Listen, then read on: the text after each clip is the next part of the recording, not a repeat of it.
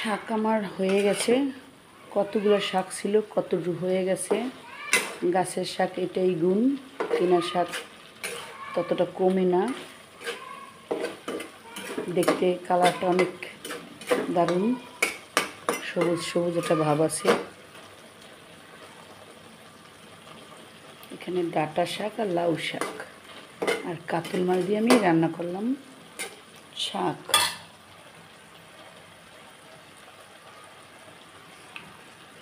সব মেয়েদেরই শাক পছন্দ, শাক ভাত।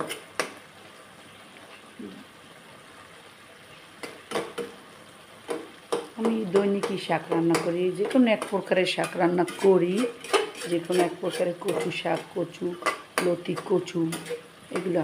কারণ আমার একটু সমস্যা আছে, রক্ত শূন্যতা আছে, এই কারণে আমি শাকটা রান্না করি দৈনিক।